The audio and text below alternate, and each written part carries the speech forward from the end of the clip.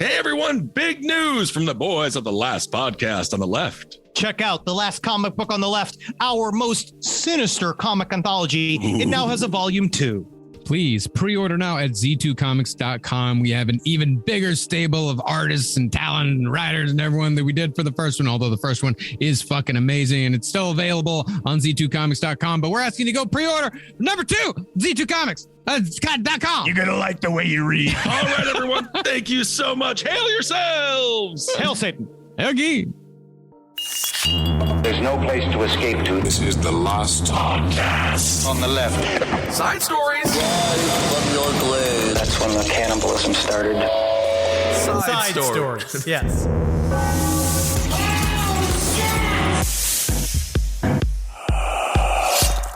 It was last night I got caught into a DB Cooper hole.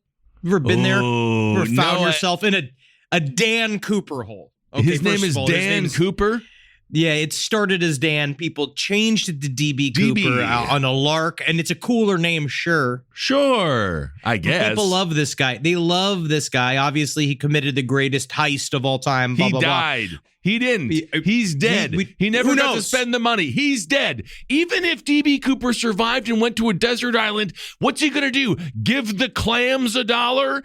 I don't know. There's no money where he would have landed. I don't understand. I don't know why I'm triggered See, now. I actually don't you're like upset. the DB Cooper story. Exactly. It's the same thing with Amelia Earhart. I'm like, I don't fucking know. Bitch died. She drowned. Everyone drowned. I don't. It's really funny because I was doing the same rant last night. There was like a new series on whatever, it's one of the channels, and I was watching it, and the whole time it's been like, well, these guys just want to suck DB Cooper's dick. I understand. Like, yeah, it's cool. He wore sunglasses. Sure. We're gonna get in hot water. We're gonna get in true crime hot water because Not as everybody much as loves he it. was in when he died. Or maybe it was and- cold. People loved Amelia Earhart because she was the first woman to die on a foreign island. You know what else I learned, though, about Amelia? Amelia Bedelia, number 1, always my Amelia. That was a fantastic maiden. She was very funny. I love the books. Amelia Earhart was just an heiress. She was the Ghislaine Maxwell of aeronautics. No, Kissel. Because please, for the love of God, can we please not malign Amelia Earhart right now? I'm just saying she was deal very with it. wealthy. The Earhart I love her. army is going to fucking come after us. You now, know what? all Tell right? me about the first female pilot that didn't crash. I'm done. All right. Well, we had a great time at Comic-Con. Welcome to Side Stories, everyone. You got so mad about Amelia Earhart. There's no reason. They're all dead. Look, it's the Malaysian I'm plane. It's typing it. because CNN for 5 years talked about the fucking Malaysian Where is the plane? It's First of all, where is the fucking plane? ocean. It's in the ocean. All right, let me look this up. I am typing I'm in the sorry. words before we start. You got so upset. And I didn't don't mean know to start why. like this. I'm I sorry. thought we were going to have fun today. I thought We today was are. going to be a light day. But I'm looking up. I just want to see what happens when you type in best female pilot. Okay, here we go. Best female pilot. Amelia Earhart's at the very top of it. She crashed and went missing. It's actually sexist. It's again, Kissel. I think everyone's going to be extremely upset with your take. No, they're not. I had a female pilot. We had a female pilot on one of our Delta. No, they're not. I know for a fact that people are going to be mad because there's some kind of fact about Amelia Earhart that we don't know.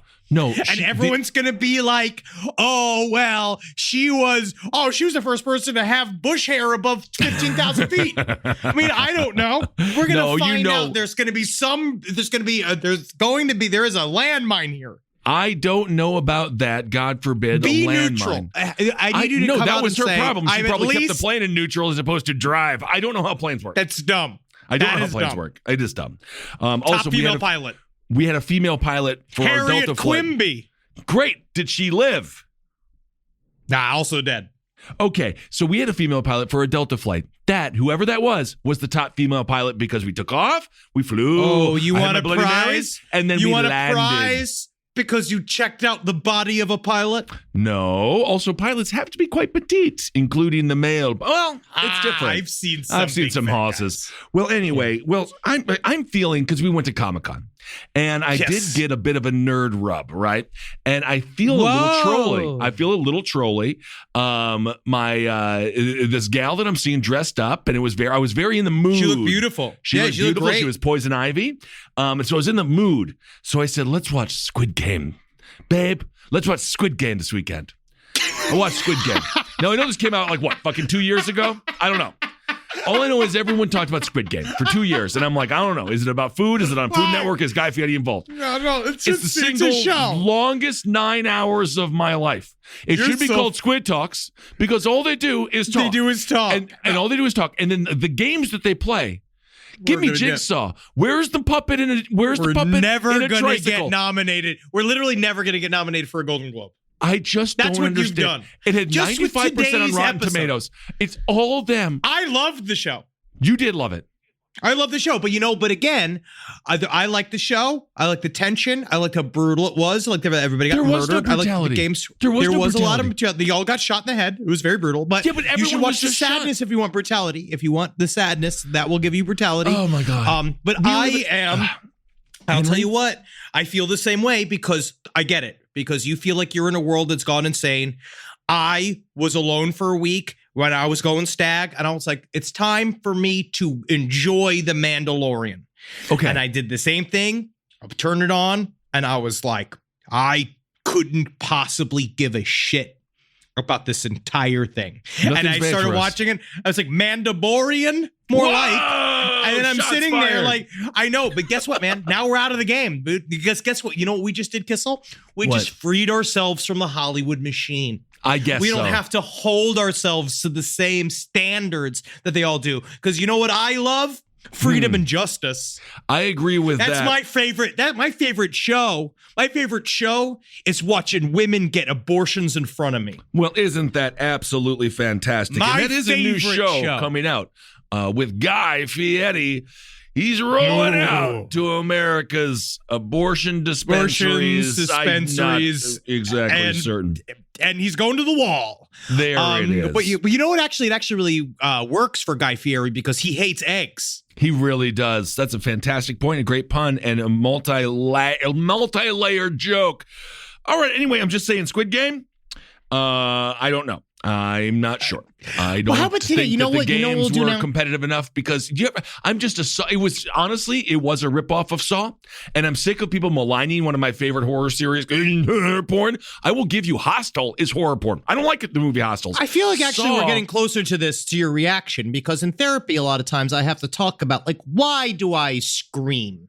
Right. About something that doesn't matter. Like, what is it about, like, a specific topic? Like, why did I yell in therapy about The Mandalorian? Right. And I think that I did because I brought it up. I brought up Right. about how I was dissatisfied about it, and I felt like I was a man lost in time. I agree. I felt like I was a man in a world that was going slowly insane around me. But you know what? I'm burping. I know. You know what I'm not going to do? What? We're not going to become Christian comedians, right? We're not I going to don't want to become a Christian comedian. It's a slow slope. It's a slow. No, it's a slippery not. slope. No, All I'm of a not going sudden, to become Jim Brewer. I don't want to be Goat Boy turned bad. I just want things to be good. And when I'm told that something is the phenomenon of the year, and then I watch it, and it's just a bunch of fucking assholes talking, and then they play a game of marbles. In Saw, there is a motorcycle tornado that rips somebody's skin off of their body, and then the person survives and says thank you. That's Kissel. a game. one simple sentence has helped me get some peace in this world. It was not made for me. It was. We Yeah, are it was. chunky, But still, middle-aged, but that's mildly what I learned. financially stable white men. Everything is supposed to be made for us, and yet somehow it still sucks. I've never been more angry in my life. When I watch The Mandalorian, I just know this is for people that need this. They need Star Wars. I know. And I don't need Star Wars. You know what I mean? All I right. like Star Wars and I will take it and give it. But yes, again, there are things that are not for us no matter what, no matter how thoroughly they've been tested. And I want to apologize to anyone. You know, we're not sitting here. I'm not going to say I'm not going to apologize to the squid heads. I'm Thank happy you. that you enjoyed it. I want you to enjoy things. Just Thank you. please stop telling me that what you like is good. Now this wraps up the Adam Carolla corner of side Absolutely. stories for the next year. Because honestly, That's for the for next the next year. year. Yes. Because people also absolutely despise us. You know what I mean? Like, I love us, and I think we're the funniest things on the face of the planet. But there are people walking around currently that absolutely hate every single sound we make. Yeah, but we're not a multi-million-dollar production that has billions of dollars of ad revenue behind it being told that we're good. Everyone initially says that we are hated until people finally listen, and then they're like, oh, it's not nearly as bad as I was told it was. It's the opposite. But then there are sometimes that people freak out because they are tasteless and they have no clue how to run their lives and they're garbage. But the people that do understand us, those are our people, Kissel. Those are your people. Well, reach out to me if you didn't love Squid Game either. Just reach out. I need a community. You see, I like Squid Game. I really like Squid Game. It was more the other thing, because that one didn't make me mad. Mm-hmm. Okay. Let's talk a little bit about how there is a constant need. I started with the DB Cooper thing, mostly just because people are still investing their entire lives to finding DB Cooper, right? There was a guy on this show that I was watching. It was called like DB Cooper, Man Plane How? Like that was like the name of it. I remember what it was. But the head detective was a guy who was like, I've been through 30 years and 2 marriages looking for DB Cooper. And I plan to spend the rest of my life being like, dude, I get it. We're all very curious. But DB Cooper is not worth your love, the love in your life, leaving you, because guess what? She's not staying. No, she's not staying. Does he think that he would still possibly even be alive? I mean, even if he survived, he would there be is a possibility. way dead. Yeah, he's very, very old. If it is who they say they think it is, they think it's like 4 different people. They would be very old or dead. But it's more about they want to make their name, Kissel. They want to make themselves a part of the DB Cooper story. And that's why there's another story that's very similar to that. And there's another update on it. And I have no clue if it's real or not. Now, there was a thing called the Tamam Shud case. This was it's called the Mystery of the Somerton Man, which was a guy that was basically an unidentified man. It was his body. I don't know if we've covered it. We might have covered it in some form, Maybe very scantily, briefly, on last podcast and left. But not scantily. Basically, we weren't wearing lingerie. Yeah, no, that's how I always imagine a case that we don't fully cover. I just imagine thin fabric on voluptuous breasts every day. But he was a man that was found dead in 1948. It was in this place called Somerton Park Beach. It was in Adelaide, South Australia, right? So it's down in Australia. We went to Adelaide. It was awesome. Do you remember we went to the little bar and how cool it was? That hippie little town. It's really nice. It was fantastic. But basically, they found this guy lying dead, fully dressed on the beach, and there was no identity that they could attach to him. Basically, they couldn't figure out. They sent a bunch of pictures around. They couldn't figure out what it was. They found a suitcase of his at a train station that he had put there. There was some articles in there. And a part of the thing that was truly very mysterious is that when they found his body, there was a piece of paper that had been ripped out of a book that had the phrase Tamam Shud on it, which is a Persian phrase meaning it is over or is finished. It's the end of a poem, which is called the Rubaiyat of Omar Khayyam. Right? I think I'm saying that. Nailed it. That's the name of the book, right? And the idea is like they thought that it was highly mysterious. And then they also found a note with what looks like some form of code. It's a bunch of random letters and numbers on a sheet of paper. Now, they have been looking for this guy for a long fucking time. And there was a bunch of leads. I'm not going to get into it now because it really is a long story. Well, is it possible it was just the crossword puzzle from the New York Times? On Sunday. It's like, why do I even purchase this? It's impossible. Why am I part of this? I got the app to try to make sure that I could because I'm sick of, I don't do the Sudokus and I don't want to get Alzheimer's. So that's what they say you got to do, right? So I get the app, can't even complete it if I wanted to. What? No. What? So what's the point of this story, Henry? Oh, the point of this story is because you said you started with quite a lead in and then you said, but we're not going to get into it. So now... We're going into a little bit. All right. So there were some theories that he was a spy, right?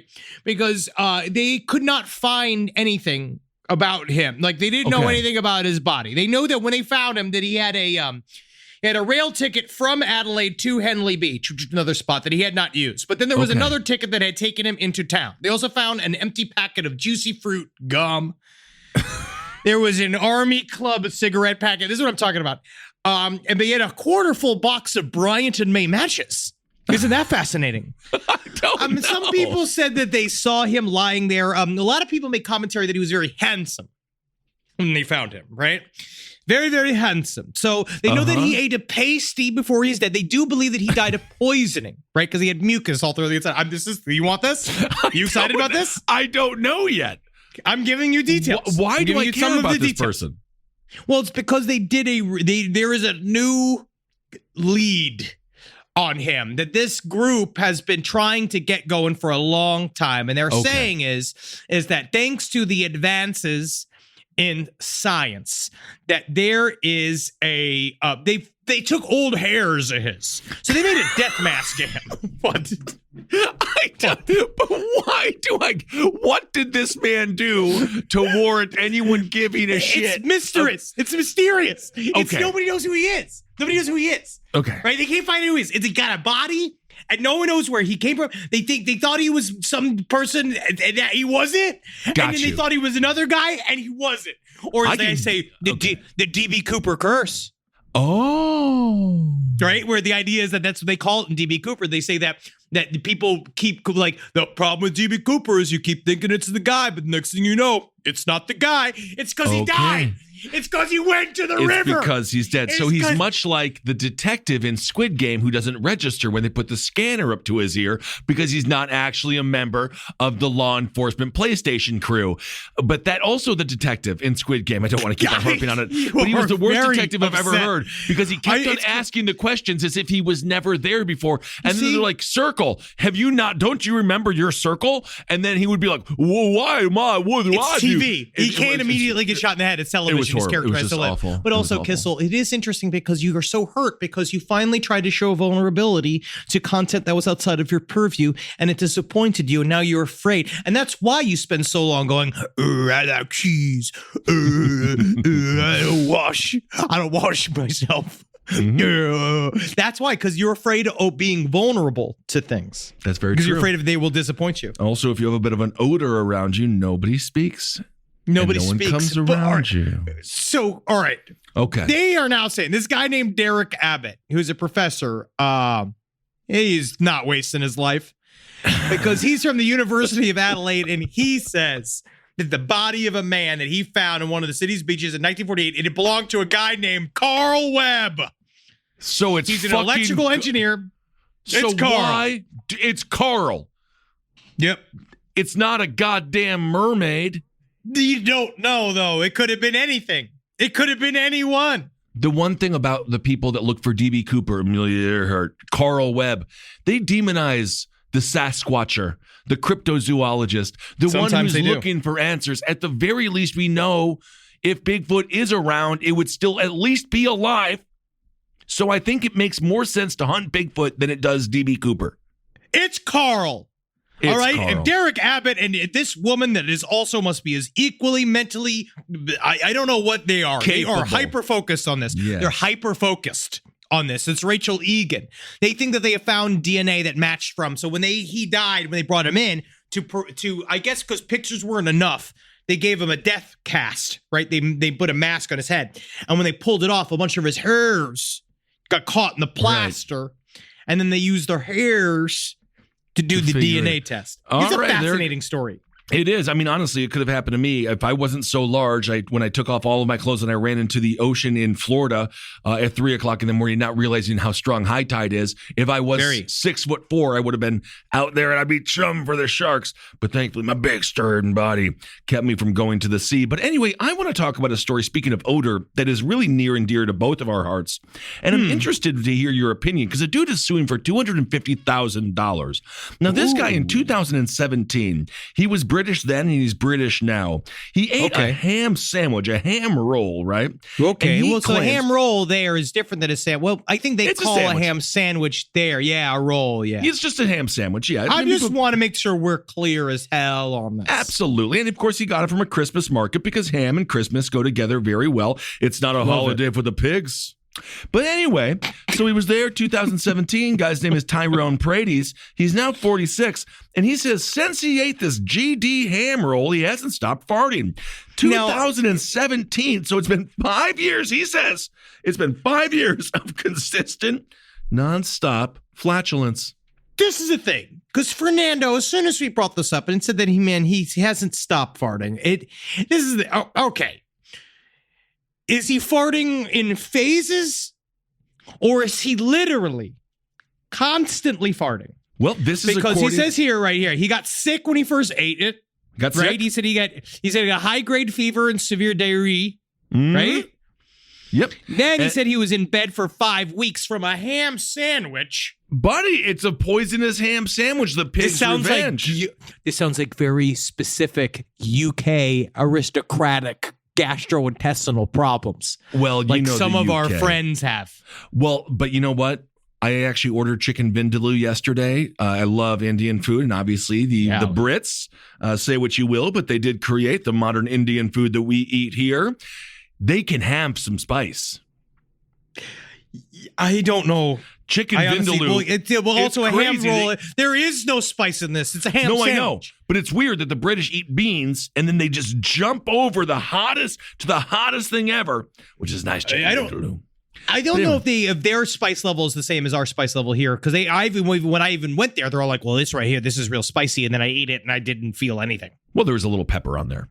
So the man claims that his ongoing gas is a serious problem. As you can imagine, Henry, how are you going to get a job? How are you going to be even a gas station attendant or a teacher? You could be a gas station attendant. Well, perhaps, unless, of course, you could be the entire gas station. That's true. You could do all the time. Were there other smells? That's where I do it. That is a good point. And actually, there are some jobs where if the person is farting a lot, you're like, that fits. Even a chef. Oh, very much so. And also, I like the idea of if you're farting all the time, I relate to you. You're human. Yeah. Don't be all highfalutin on me. You know it's a good person who farts all the time? Is somebody like a sommelier. Who has this hyper fancy job, but it's in this situation where every time he goes like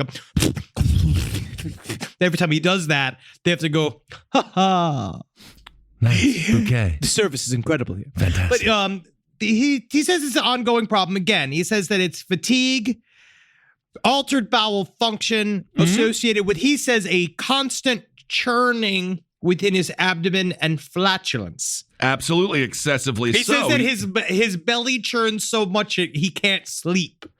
Absolutely, and he's not the only one. There's been a total of 16 people in 3 different groups that complained of similar symptoms after eating at, quote, the stall.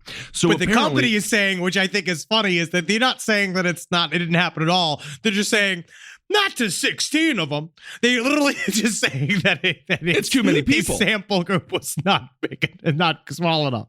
Absolutely. So be careful what you eat out there. The guy, again, is suing for $250,000.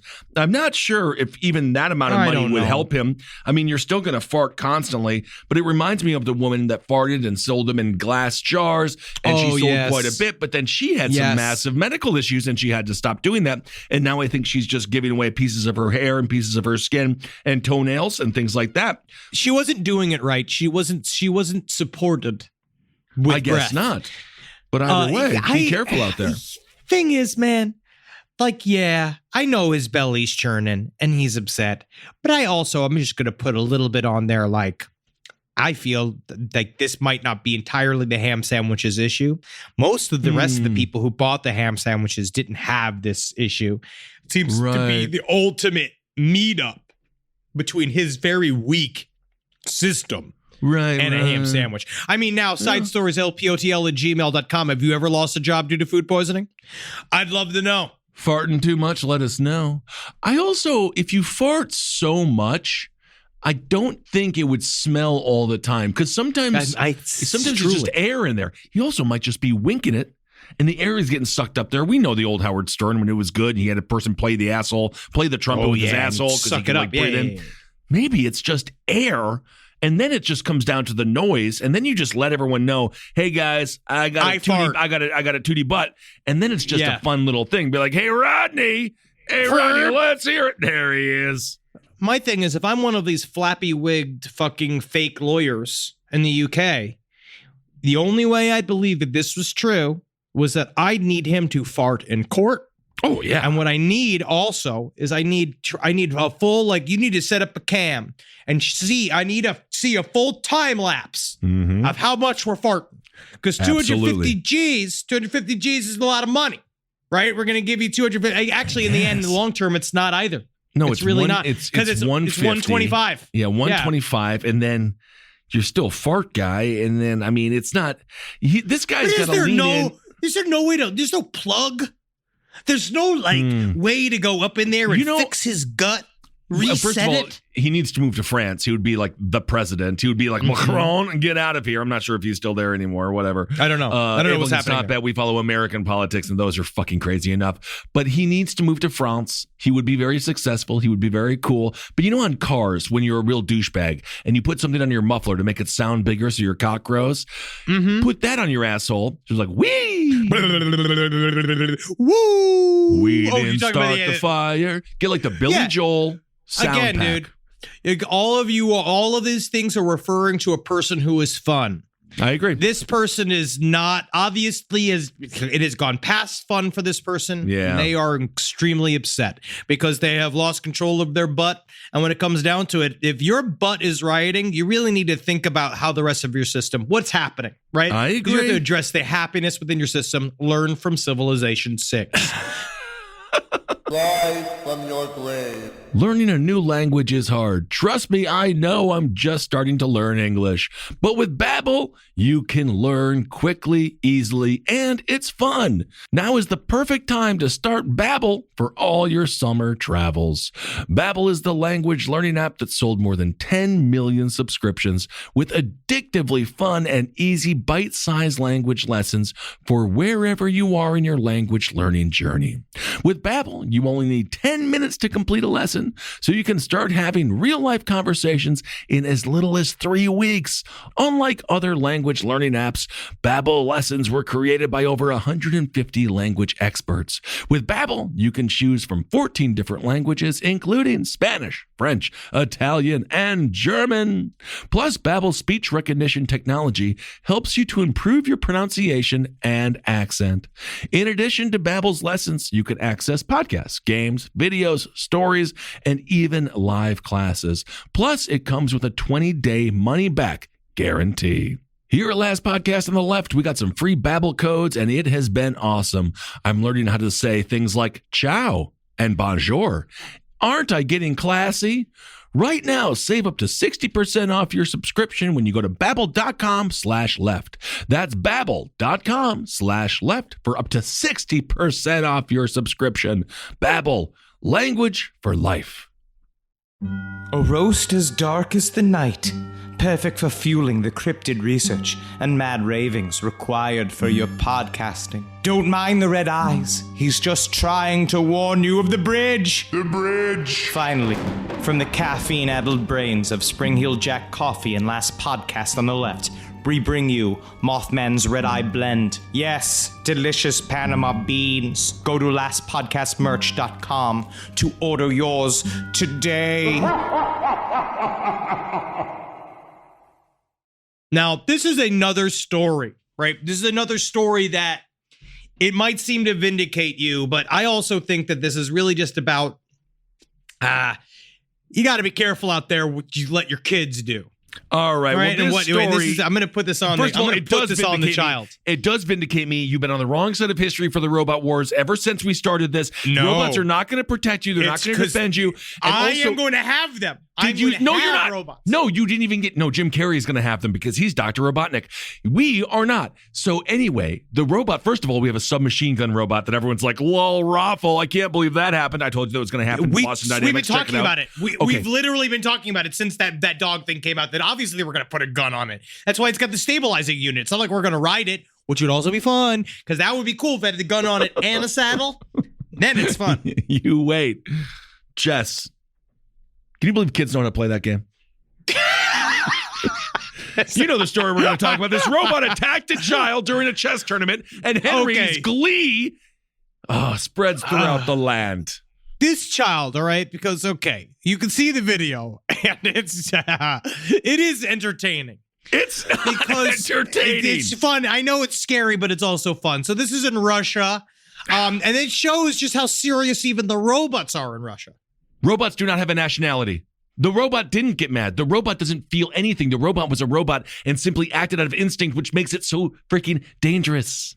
So this is what happened. So this is Sergei Smagin, who was the president of the Chess Federation of Russia, which actually must be very serious, right? Because it's a little boy. I think the boy was something like fucking 8 or whatever. He was a 7-year-old child.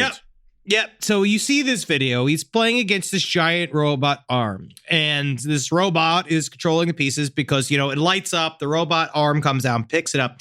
See, the kid, you can see, obviously very gifted to be playing against this robot, a very talented young chess player. And in Russia, they start them at like 3 or 4, right? It's a very big deal. Chess is a massive deal in Russia. I guess. And this kid made a move, right? And the robot went into action. Now, the thing about chess is that if you're playing against a person, the one thing you're not supposed to do is touch the board when it is not your turn, right? Or after you've done the thing, right? You're not supposed to do it, right? Because number one, what is also what is Russia the number one in? Fucking sleight of hand chicanery, right? They are very good. A lot of magicians, a lot of card guys come out of Russia, right? They're very good. Sleight of hand. Rasputin, right? The only thing I know about chess is from the Saved by the Bell episode where Screech had to go against, I believe, the Russian dude, and it was a very competitive chess game, and that's what I know about chess. So yes. And that's all you actually really need to know for the story.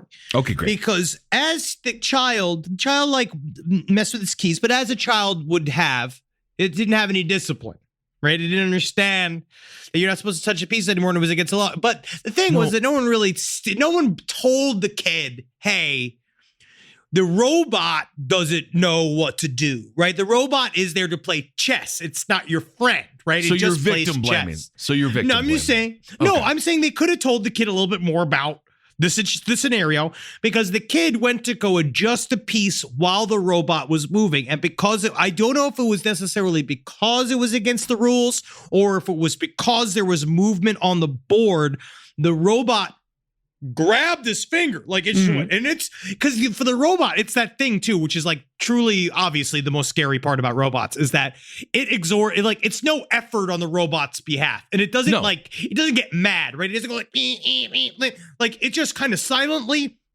mashed his finger, like just grabbed it like you do out of a claw machine and just snapped it in half. Absolutely. According to a Russian news website, which of course you can trust, the robot did not like that the boy was acting in such a hurry. Okay, so he grabbed the boy's index. This is from the Chess Federation. They are all. That's what I love about this. That's why it's a very Russian story. They're all on the robot side. I know, because they're a bunch of malicious maniacs, and they want the chess. Isn't that not just a euphemism or an analogy for war?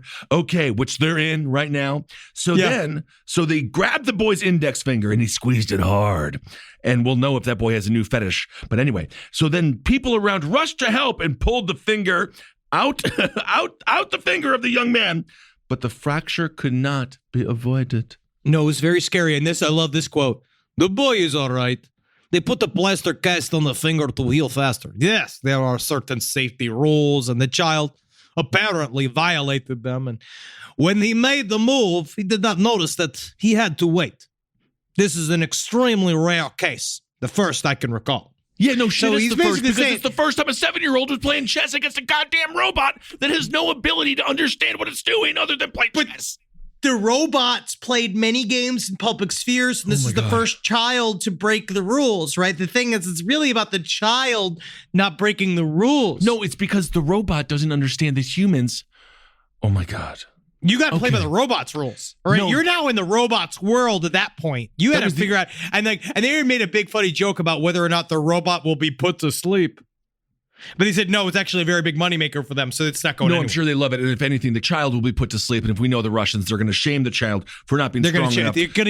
Honestly, that child's got polonium in his blood right now. Very well. Don't eat the sushi, my friend. You will be dead. It reminds me of the first game, the only good game in Squid Game, which was red light, green light, where the robot knew if you were moving at all. Wow, you're still upset. You're so upset. It was 9 hours of my life that I can never get back, and nor do I want it, to be honest. Why did you watch so much of it? Why didn't you just stop watching? We had made a commitment.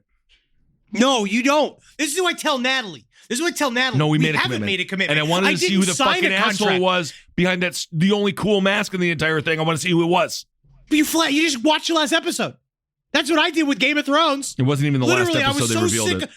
I was so sick of Game of Thrones, and I hated it so much that in the end, I just watched the last episode, be like, there he is. There's the king. Done. So mystery solved. There it is. Yeah, Game of Thrones. By the way, they're making a prequel, so that'll be exciting. Give me more of it. I definitely not a new idea. I hate those. If we can just get a multiverse for the Game of Thrones, that'd be great. It's going to happen. The 7-year-old boy is named Christopher, and he is among the 30 strongest chess players in Moscow, aged up to 9 years old. So really, that's how serious they take chess. They know for a fact he's in the 30. He's one of up the top to 9 30, years old. Up to from 9. From 0 to 9. From come to 9 years old, he is the best chess player around. Well, he's in the top 30. So that in America, I don't think that a 9-year-old even. I mean, we'll be lucky if they know how to play the game. Sorry, at this point. Oh yeah, they're all fucked.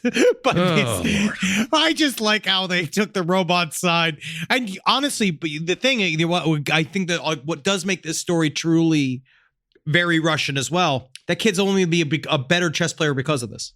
I don't think he's going to be allowed to play chess again because he broke his little chess finger. No, it's the only thing that he needs on his body. No, use you can't switch it. You can't switch it. Come on. I mean, I don't know. Do you use that? Do you have I use my jerk off hand to do all sorts of things. Well, I just don't want to know that. Anyway, all right. Well, let's move on to some different stories that don't involve the upcoming robot war. Let's see here. What about this one when it comes to jobs? Emily Howell Warner's another big female pilot. What did she do? She lived to a nice natural death. What did she? She was in the Hall of Fame of flying. She died of Alzheimer's disease.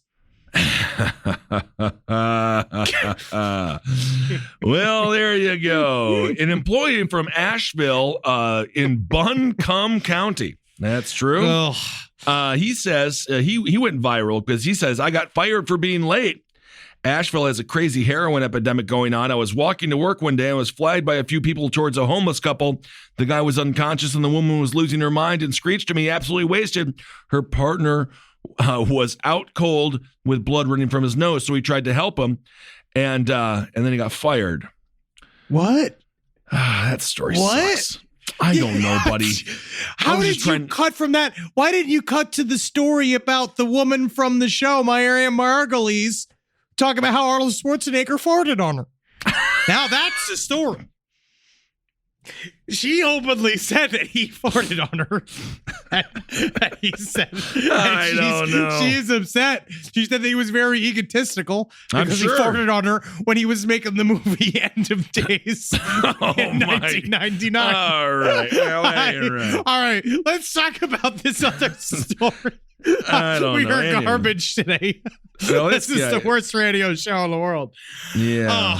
Amarjeet Sada. Now, this is a fucked up story. Okay. Amarjeet Sada is now known. They're saying it is they're calling him the world's youngest serial killer. Yes. Now, this is fucked up. This came from his early life. He was born into a poor family in Bihar. I guess he was forced to work at a very young age, which doesn't help your attitude. No, I don't think it does. He was born in 1998. Yep. So he's not even past. He still beat 9/11, right? He still got in there. But in 2006, he murdered his cousin. Right. And then literally 2 months later, he murdered his own baby sister. This is when he was 8 years old. He murdered them by beating them and strangling them to death. Now, at the time, the family was like, this is a private family matter. We can't get police involved, which is incorrect. Well, every culture is a little bit different. They want to keep it insular, keep it inside the family secrets. Once you one accidental death is what you got. That's what we talked about yesterday in Sirius, right? We all got one accidental death, but you can't do two, right? So they finally said, all right, we won't get the police involved. And then He killed a third child, a 6-month-old. Right. And he apparently was laughing and stuff when the police went to talk to him. He was like, he told them everything that he did, and then he was just like having a good time. Basically, said he was hungry, and then they can't do anything to you if you're a child because he was literally 10 years old. And so they put him in jail for, I want to say, he was allowed to leave once he turned 18. And then he left on a fake name because he was allowed to change his name. He was released in 2016. Now, yes. I'm not going to say that he is. I mean, maybe he is the youngest serial killer, but he didn't know what the hell he was doing. He must have had some troubled childhood because I don't believe he's killed since. This is really just shows how far America has fallen because that's our shit. Yeah. Now, other people are going to be better than us. Well, it's very possible, and I hope someone can take the reins on that one. They can definitely take the reins. You can definitely have more killer kids if you really want to. That's what we're supposed to do. We have enough. We do. But no, but the main crux of that story is that nobody knows where he is. Well, just follow the trail of bodies. He and Amelia Earhart, you'll be able to find him somewhere. I'm sure Amelia Earhart. He must have had some problems. They're saying now. What? I believe Amelia Earhart, didn't she live on that island for a while? I think they said that she might have lived there. Yeah, they say anything because because it's like a horoscope. Because it's I could tell you that I married her. Did you? I don't know. She found a mermaid. Did you? I don't know. You can say anything. I don't know. No, but yeah, I feel like in a way though, you're so dismissive of mystery. I'm not dismissive of mystery. That's why literally cryptozoology, I think I take it more seriously than people trying to hunt for D.B. Cooper or Amelia Earhart. No matter what, they're dead. It's the same thing with John F. Kennedy Jr. Well, this is like, I have to look like, why is she? She is a big deal. Yeah, she's a big deal. I know she's a big deal, and I know she broke some barriers, but she did grow up hyper freaking wealthy. And she was very famous during the time period. She was the reigning queen of the air. And immediately after her return to the United States, she undertook an exhausting lecture tour in 1928, 1929. So actually, she was a very big figure in aviation, Kissel. All right. I am very happy about that. Okay, let's get to a story that actually makes some modicum of sense. No, you want sense? There is a bishop. Now, this is a man who I do not like out of Brooklyn because this bishop, he was very flashy, right? And he loved spending that money. Have you ever followed? Is it Preacher Sneaks? Was it on Instagram? It's fantastic.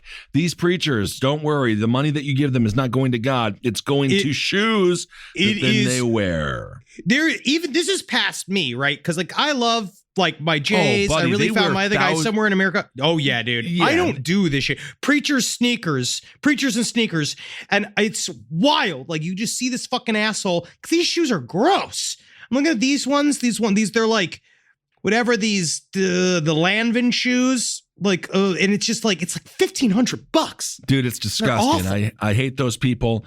They take money from people who don't have a lot of it, and they think that they're doing something good with that money. But as we know with Joel Osteen not even opening up his church during the hurricanes of Houston. No, that's not even the only crime. Complete and utter scumbags. No, he just had $600,000 in the wall of a bathroom due to a construction error. All those people are disgusting. I saw Joel Osteen at Sirius Radio in New York. The man is dressed to the tens. It must be $1,000 suits this person wears. Anyway. Dude, this fucking preacher, you look at him, honestly, he looks dope. I love the clothes, but I don't like them on him. Absolutely. It was a flashy Brooklyn bishop. He was robbed in the middle of his live stream service on Sunday when gun-toting crooks accosted his podium and fled with up to $400,000 in jewelry. Good. Take it all from him. Lord. It's not his money. He took it from his constituents. He took it from the people in the pews. This man doesn't deserve a goddamn thing. He drives a Rolls Royce. His name is Lamar Whitehead. And to be honest, he wasn't shot. They took the stuff. They had the guns. They're like, give me all your jewelry. and then they fled. No, it's very little victims here. There's very few victims here because no one got hurt. They did not fight. They didn't shoot anybody. They didn't hit anybody. They just took the money and left, which is why people like DB Cooper as well. But I was looking at man, Rolls Royces are so fucking expensive. These are crazy, dude. I don't really understand the idea of paying for the amount of money that a house costs for a car. Like, I don't get it. Not to mention just jewelry as you're in there pretending to profess the good deeds of a Jesus Christ himself. Especially. According to Whitehead, this is one of the sermons. This is a line from the sermon. He says, "How many of you have lost faith because you saw somebody else die?" All right, all right. He then said several times before hitting the floor on his hands and his knees. And at this point, the armed men took $400,000 worth of jewelry from Whitehead, his wife, and maybe some churchgoers. He was dressed in a gold-trimmed maroon suit with sleeve cuffs. The guy is just the epitome of disgusting. And anyway, he didn't die. They just got some jewelry. And that's the thing. Yeah, so nobody got hurt. So who gives a fucking shit? He took honestly, it's one less. It's like probably that money will go back into the community in some way, shape, or form. But you know, I just I've never particularly understood it. The idea of like I can't wear like there's certain things you can't wear. Like I have like a couple of my like nice J's that I can't even wear because I'm afraid of getting hurt. I'm just saying. I just want to get hurt. I don't know how you just wear $1,500 pairs of shoes. He has what is a pet peeve of mine. It's very similar to Laura Ingraham on Fox News with her gold cross. He's got a diamond-studded crucifix because that's exactly what Jesus would have wanted. That's definitely what he wanted. Absolutely. And the only time he showed any form of violence was to destroy all of the people, all of the vendors. All of the people in the, it's fine. Whatever. Well, there were some they're parables. Stupid. Obviously, they're full of shit. There were parables there where he said, "Get the money out," but of course, the money finds its way back in. It does. Live from your grave. Hey, what's up, everyone? How you doing? Ben Kissel here with Henry Zabrowski. Yeah, it's me, man. Yeah, bro. Henry Zabrowski is smoking some of that sweet last podcast on the left, babe. So go out there and purchase yourself some. I hope you enjoy it. We have sativa, we have indica, and we have a hybrid. And I have to tell you, from my personal experience, they are wonderful. Super tasty live resin. You really get the delicious weedy taste, which is what I like. And 3 different experiences. You go to your local vape store and get it. Absolutely. Thank y'all so much for supporting the show. We absolutely love you. Can't wait to see you on the road and get that vape, put it in your brain, and have a good time. And if you want us at your favorite weed store, give them a call and ask for them by name. Absolutely. Last podcast on the left, it's weed. Hail yourselves, everyone. Hail Satan. Well, speaking of finding its way back in, I think it's time for Hero of the Week. Yeah! Hero of the Week. All right. I'm going to give it to this weird-ass little kid.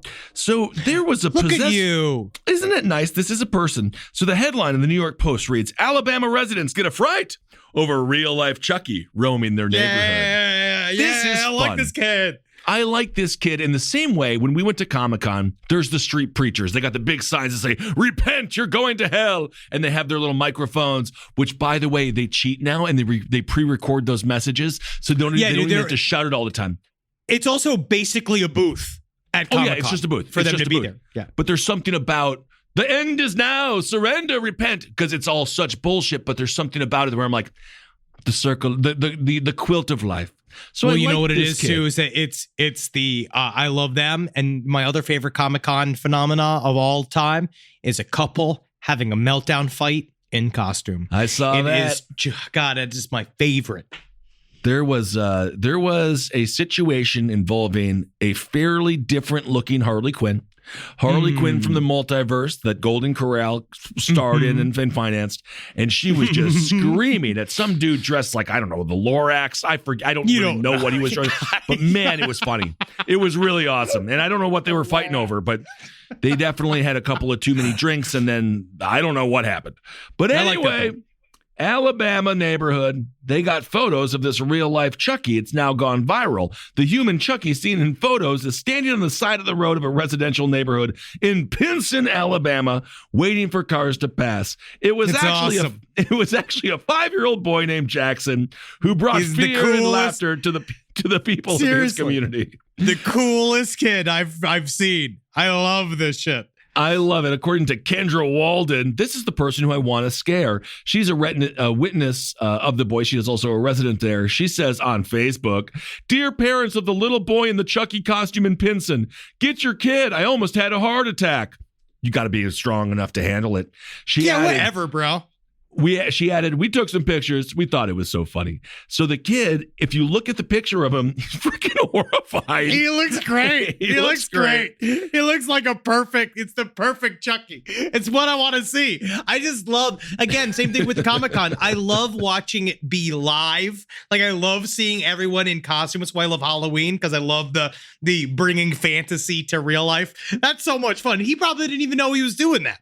No, he's just having fun in a Chucky costume. Well, according to Brittany Reed, Jackson's mom, he likes to wear costumes around the house. And then she said, that's cool. That's just his personality. He dresses up in different costumes throughout the week. He likes to make people laugh. And in this case, he made him scared. That kid's going to be our fucking boss. He's going to be our boss in 20 years. I'm fine with it. Yeah, I love it. Yes, so he wanted to dress up as Chucky, and he walked around the neighborhood, and I don't know. He is now, according to the mom, he's Facebook famous, which you don't wish that upon your child. No, okay. Don't let that happen to him. Yes, don't let that happen. But either way, Jackson, you're hero of the week, because you know what? In this world where we have such true horrors, sometimes it's nice to just be reminded how fun a little serial killer, what do we call it? Toy figurine doll can be. It is. It really is fun. And I want to say I got a lot of people reached out to me. They said they understood what I meant about the differences between the boy and the orphan. And they understand what I'm saying. You don't yet understand because you haven't seen the boy. Saying. I've seen the boy. I saw the boy. But I'm just saying other people get me. I also want to say thank you to all the people who also understand and have understood my correct opinion that mac and cheese is overrated. Wait, when did you even say that? There are some dissenters. I've said it many times. There have been some dissenters. What are you talking about? Mac and cheese is just rated. Mac and cheese is overrated. It is overrated because people love it. And I find there is actually I've had very few spectacular mac and cheeses, and they've all basically been made by Jackie. I had one in San Antonio that had brisket in it. That was simply the best. Brisket mac and cheese. Yes, I'm not saying it's just bad. I'm just not saying it's the best thing I've ever had. Yeah, it's not on the Food Network show best thing I ever had. It has been. There has been several different versions of. Absolutely. Look up the cheesy version. You know what I will say? Ever seen cheesy? I feel like we've been a little bit at each other's throats today, and I don't like that. We have to kiss. I kissed you. I'm not even mad at you. We're mad at topics and yelling next to each other. That's right. We're like, pardon the interruption, because we're still friends, but yeah, we can debate. The one thing that I think is super overrated when it comes to mac and cheese, which I don't think should go together, is lobster mac and cheese. It ruins the lobster and it ruins the mac and cheese. It's a waste of lobster. Same thing I feel about lobster rolls as well. When they drown them in mayonnaise, when it comes down to it, I want to taste the lobster. Absolutely. But no, I'll never fight you truly, because if we do ever have to fight, it has to be to the death. It will be, and I prefer more of a Master Blaster situation, because we do have to come together when the machines take over, as again, we're seeing it happen more and more. What the audience is seeing is the second act of our relationship. The third act is when we come together to fight the world. Oh, that'll be fun. All right. Yeah, we'll get it. Also, one little update. The methanol. Do you remember I told you about the 21-year-old, the South African teenagers, the 21-year-old one that just died randomly in a club? Yeah. They said they all had methanol in their system, and they have no clue how they got it in there. They all basically were poisoned, but nobody knows how it got in there. They don't know what happened, because we also said it was an unregulated club, but it is interesting. It is a little bit mysterious. Yeah. So I got a couple of conversations about necrophilia. Oh, great. But it is interesting. Because we talk about how, like, the idea that when you are being prosecuted for crimes, what they will do is sometimes put a bunch of, like, they'll add a bunch of shit on there to help whittle it down for a plea deal, right? Absolutely. Like, they all of the lawyers and the DA, they all sit down and have a conversation about what they're going to charge you with, right?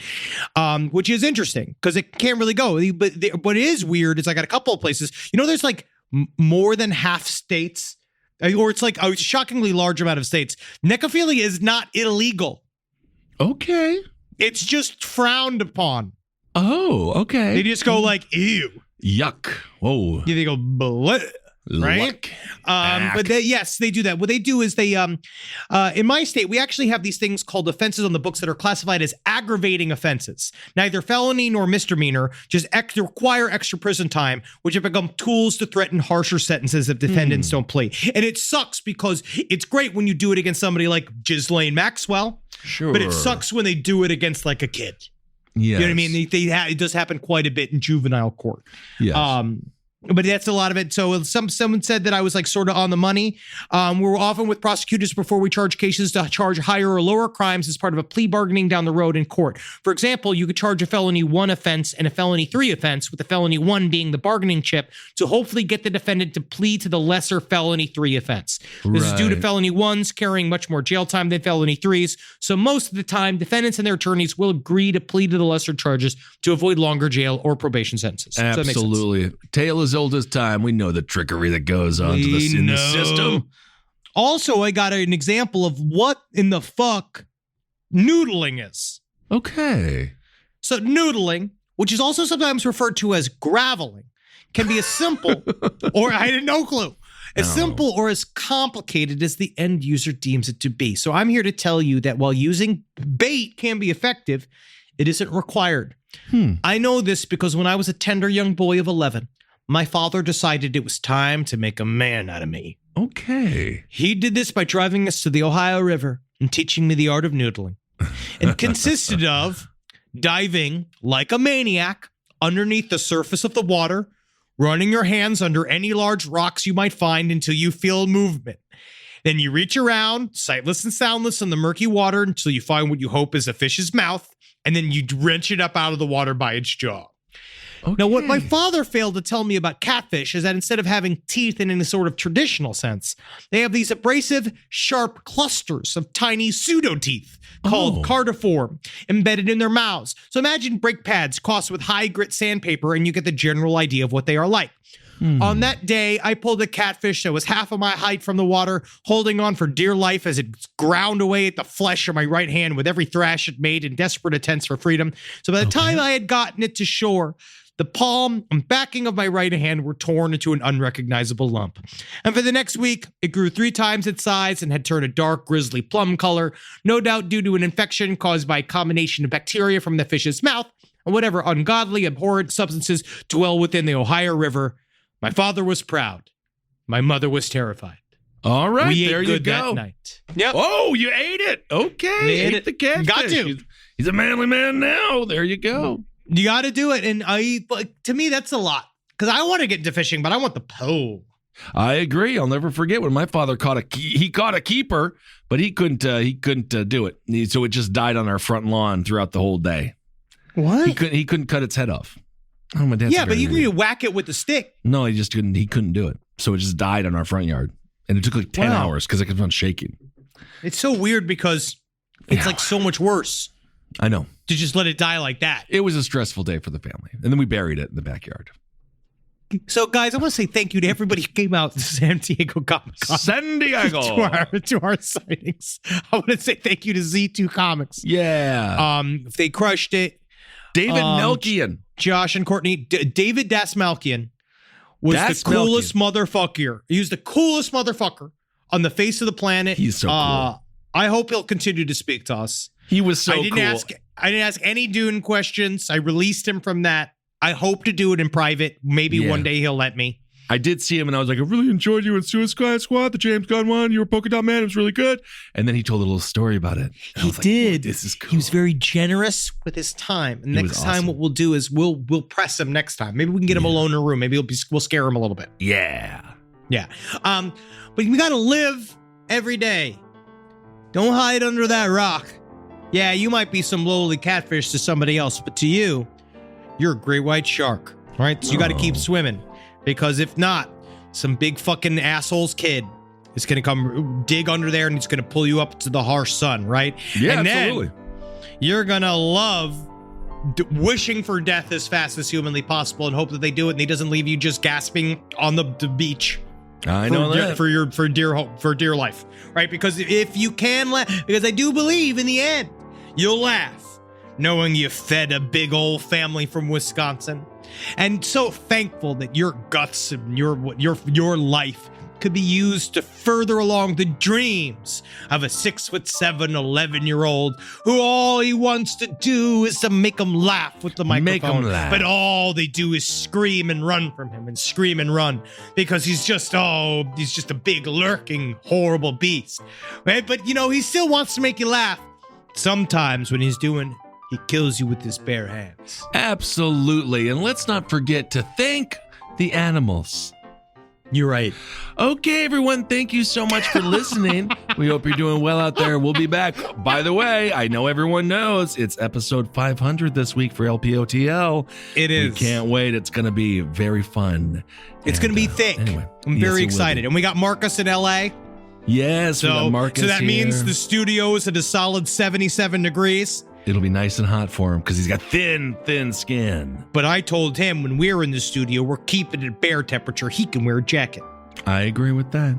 All right, everyone. Thank you for listening. Hail yourselves. Bye. Magustalations, everyone. Bye.